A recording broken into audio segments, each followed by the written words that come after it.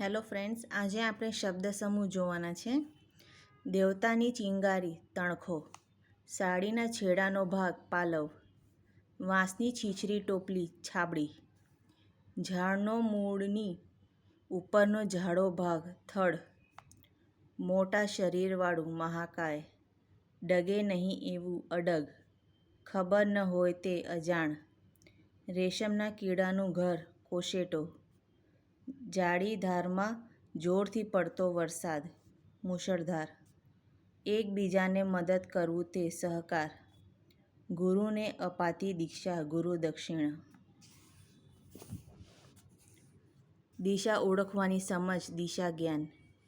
રથ ચલાવનાર સારથી, જ્ઞાનની ગેરહાજરી અજ્ઞાન, ગદા વડે લડાતું યુદ્ધ ગદાયુદ્ધ, ઘોડાને લગતી વિદ્યા અશ્વવિદ્યા, પાણીનું નાનકડું તળાવ તલાવડી, નાનો પર્વત પહાડી, હોડી ચલાવવાની લાકડી હલેસું, આદિવાસીઓનું એક પ્રકારનું શસ્ત્ર તીરકામઠું, ઘણા બધા માણસોનું સમૂહ ટોળું, માણસો ઊંચકીને લાવે તેવું વાહન પાલખી, માહિતી મેળવવા પૂછવું તે પૂછપરછ, શોભે એ રીતે બેઠેલું બિરાજમાન, ખમણના બચકા જેવી સુરતી વાનગી લોચો, એક પ્રકારની ઊંચી બેઠક માંચડો, મોટી વિશાળ સભા મહાસભા, અક્કલ વગરનું ઘેલું, મંજૂરી માટેની સૂચના દરખાસ્ત, માહિતગાર કે વાકેફ નથી તે અજાણ્યા,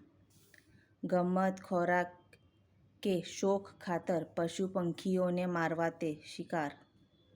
વિશાળ સંખ્યામાં પ્રાણીઓ માણસોનું એકઠા થવું તે ટોળું, એક જ નામથી ઓળખાતો લોકસમૂહ કોમ, એક પ્રકારનો મધુર અવાજ ટહુકો, એક સાથે જન્મેલા બે બાળકો જોડિયા, ગામનો મુખ્ય વ્યક્તિ મુખી, દાંત વગરનું બોખ્ખો, ધીમે રહીને સરી જવું સરવું, વહેંચવું કે ભાગ કરવા કે થતાં તે વહેંચણી, જેની જોડ ન હોય તે અજોડ,